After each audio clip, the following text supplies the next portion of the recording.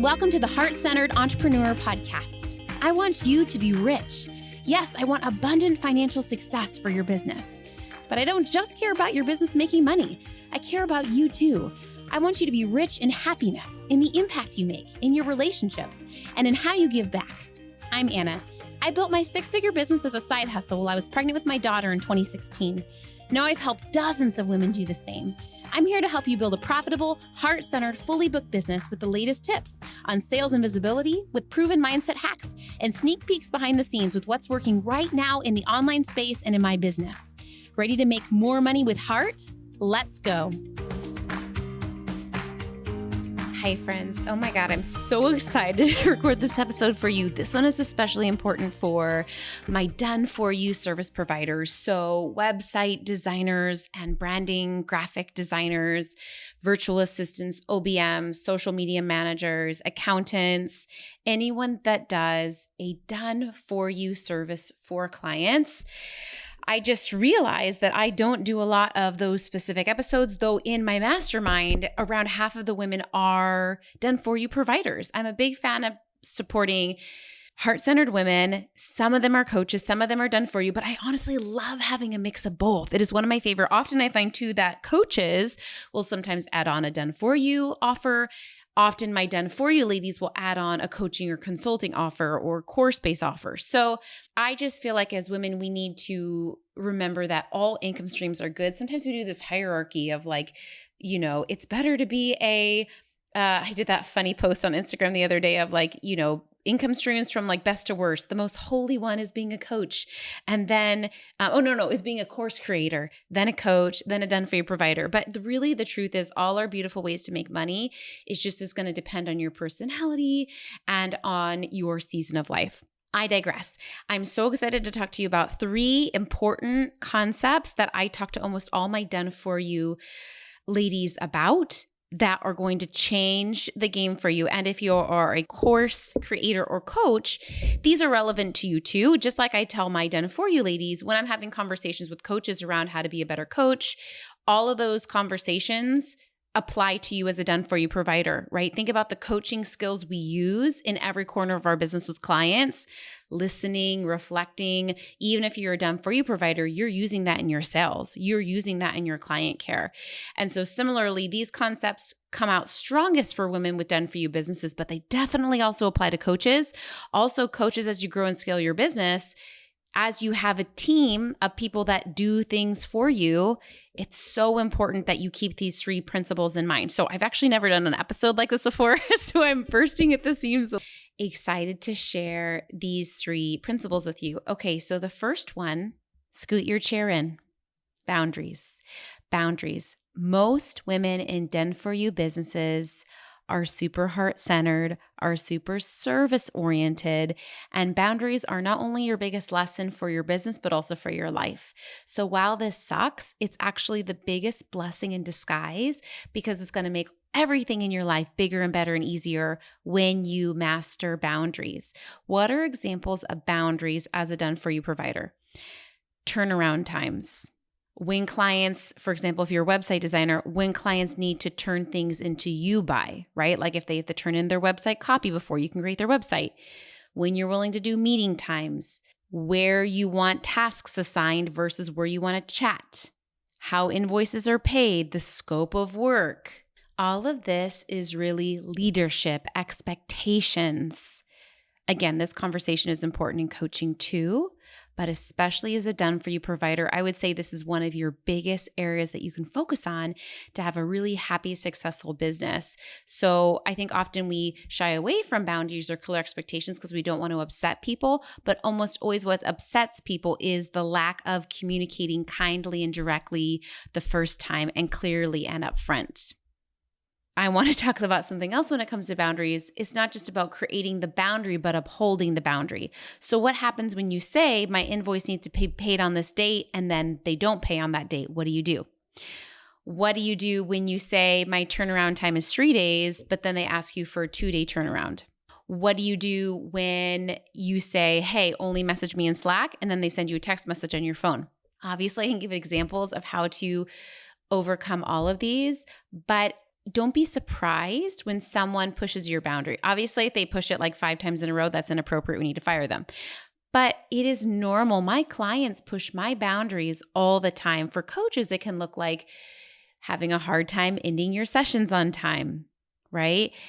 But for me, I feel like my job is to uphold the space and to let the client relax and for me to uphold the boundaries. So this is called boundary maintenance. Say it out loud, boundary maintenance. Not just creating the boundary, but being okay with not in a dramatic way enforcing the boundary. Like, oh, awesome. Thank you for emailing this to me. Send it to me in Slack and I'll reply in there. Not making it a big deal, but being really clear and direct and consistent. It's so easy to want to make a quick exception, but that is going to ruin everything, right? In general, honoring your boundaries, honoring your systems. I find that a lot of my done for you providers too want to provide a lot of reasons and excuses around their boundaries, right? I can only meet, for client meetings at noon on Tuesdays and Thursdays because they feel like they have to give a reason. My kids are home with me. I have a day job. I have chronic migraines. Forget the excuse or reason. Just say, hey, awesome, I can meet Tuesday, Thursdays for our calls. If that doesn't work for you, no problem. You can find another VA. I think we forget that it's okay to let those boundaries sometimes be a deal breaker. And sometimes people can negotiate. People can always say back like, oh, shoot, I can't meet Tuesday or Thursday at noon, but can you meet Mondays at noon? Oh, awesome. Yeah, actually, I can. It's okay to negotiate those sometimes, and then knowing which ones are your deal breakers. But really, I want you to get out a piece of paper. And if you're a done for you provider, I want you to write every sticking point in your business. My guess is almost all of those could be solved with the boundary. And then really getting curious and loving with yourself around why are you nervous to set that boundary? It might be, okay, I don't want to upset them and then they fire me and then I don't have a client and I'm nervous to get more clients. I'm dry with leads right now or something. I'm nervous they'll be upset and leave me a bad Yelp review. I don't know. Whatever it is for you, I really care about this client and I really want to help them, so I don't want to let them down. Whatever it is, getting clear on what that thing is that's keeping you from the boundary, from the structure. Here's the nice thing about boundaries. Number one, they protect your time and make you a happy human, help give you that 3-day work week that I talk about, right? They also are an amazing test to show you who you want in your life. I'm going to say it again. We don't do boundaries as a way to test people, right? But a nice side effect of boundaries is they show you really quickly in your life who you want to keep in it. What do I mean by this, right? Great example is as I'm dating, right? When I turn someone down, how they respond or react to that is so useful, right? If they're mean, I'm like, that was a great confirmation. I didn't want them anyway. When they're really nice, when I end something, it's like, wait, should I have ended it with them? They're so respectful of my boundary, right? Our friend, or maybe, you were going to meet your girlfriend for dinner, but a big project came up, you're overwhelmed and you're like, oh my God, I'm so sorry to do this. I know I never do this, but can we move our lunch to next week? If she's like, yes, of course, no problem, right? Versus like, oh my God, how dare you? Like, obviously, within reason, we also want to respect others' time, but it's okay for you to have a boundary and it shows you who's going to give you the same respect that you would give to them. I'm going to say it again. So often we are more gracious to others than we expect people to treat us. It's okay to expect your clients to treat you with grace and understanding. And I find for me,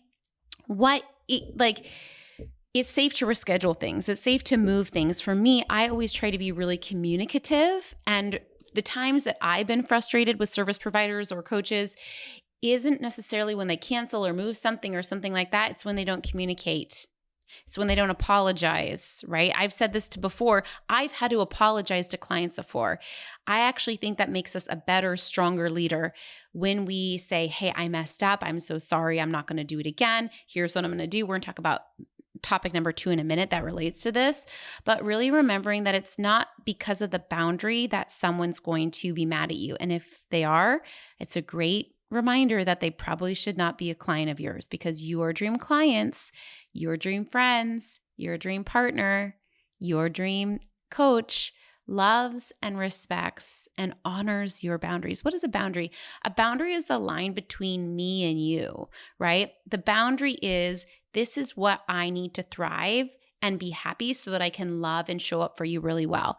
I love when my team has boundaries because I want them to be around for a long time. I love them very much. They're amazing, right? And so it's them letting me know, Anna, this is how you can keep me happy as a VA of yours, as an OBM of yours. Awesome. Thank you so much, right? I do this with my clients too, right? My private clients, if you want to message me in Basecamp. That's how you can keep me a happy coach and wanting to keep coaching you for a long time, right? It's our job to communicate that and to be clear and to not do it in a way that's like, oh my God, I'm so sorry. I find the best way to communicate boundaries is quickly, upfront, kindly, and not making a big deal about it, not apologizing it. Again, no disclaimers, no apologies unless you did something wrong, and no explanation, right? Again, not because I have a day job, not because my kids are sick, like, oh, I can't do that. I need to reschedule. These are the times I meet, right? Kind, direct, simply, clear. Got it? Some of you guys need to rewind this and re-listen to that one. Okay? You know who you are. Next one is, let's talk about mistakes.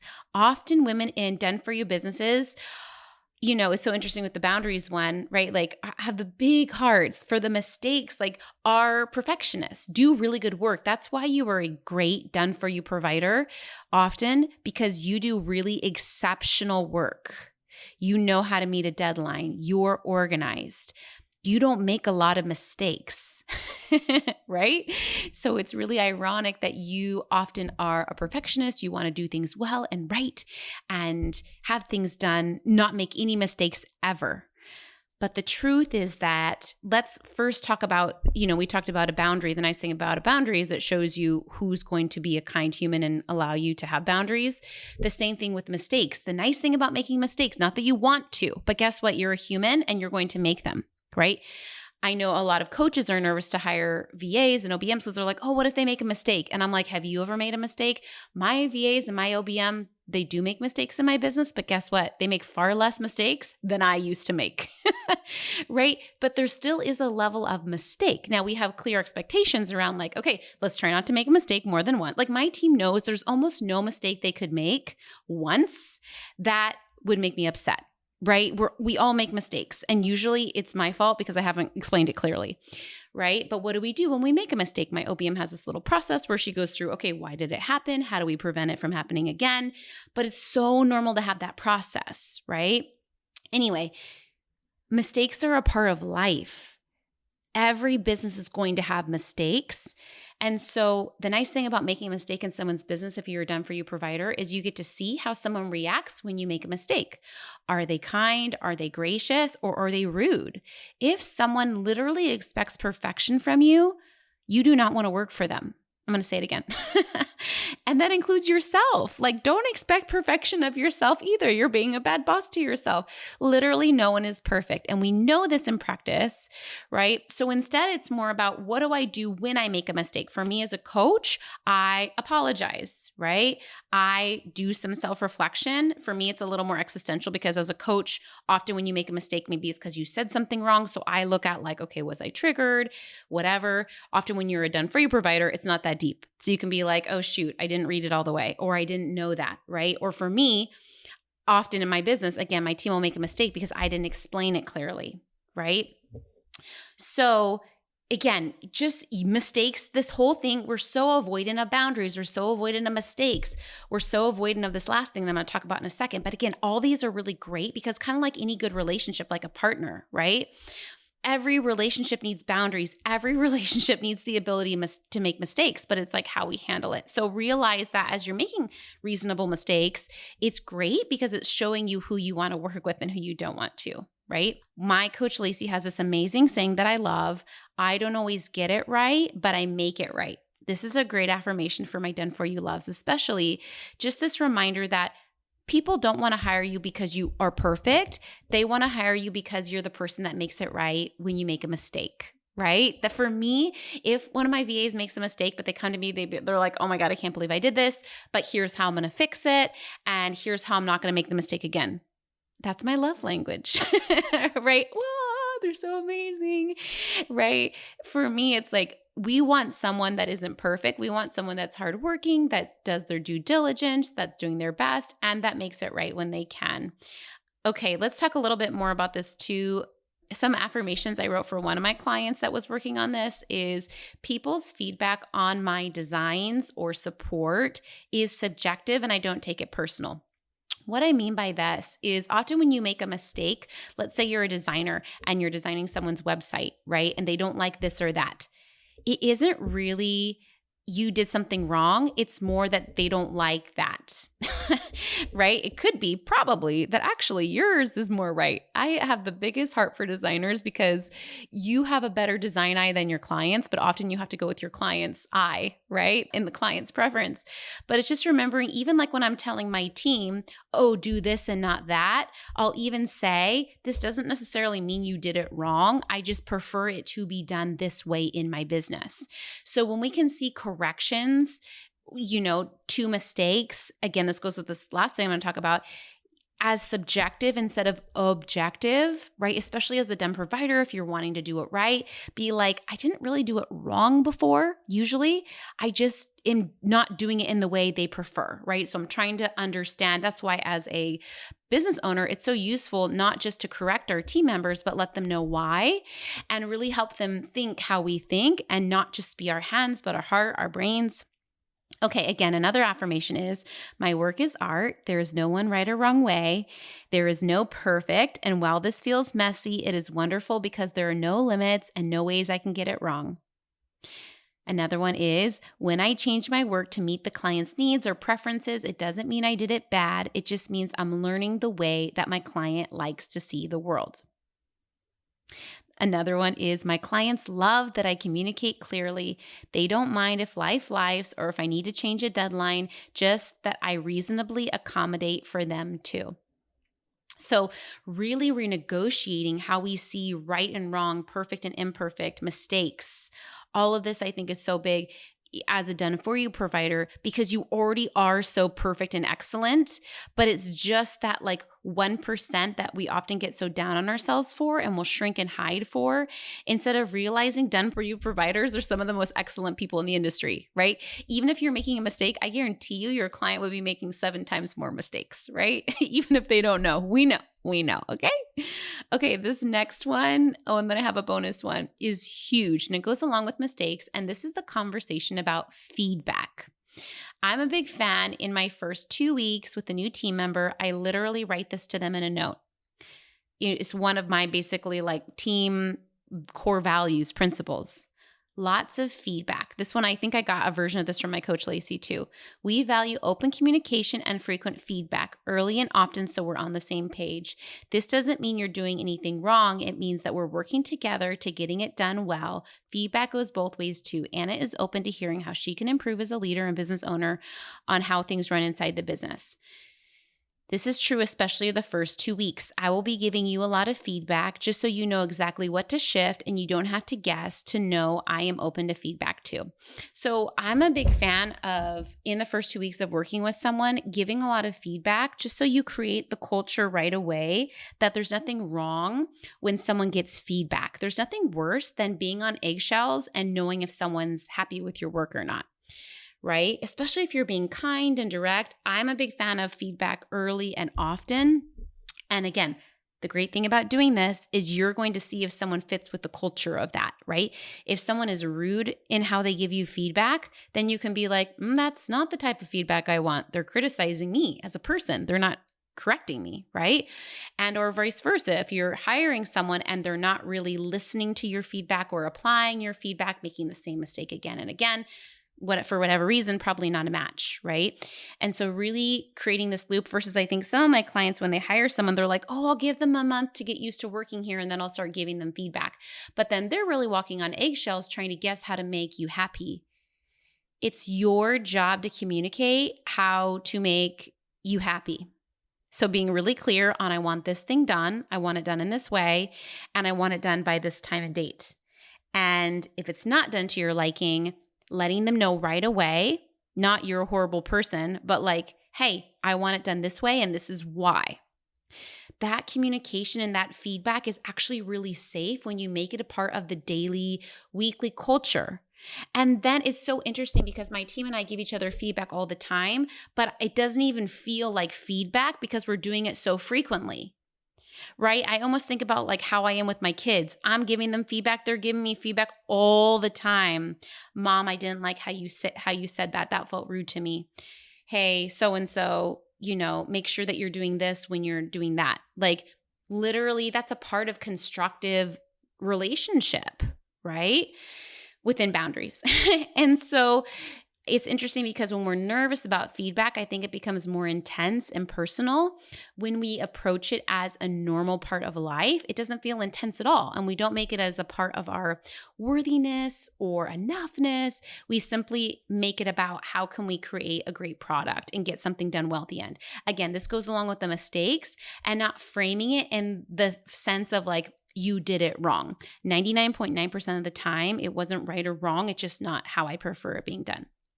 Okay, I actually have one more bonus one, and I alluded to this, but really making sure that you have clear areas for communication. This goes along with boundaries and expectations.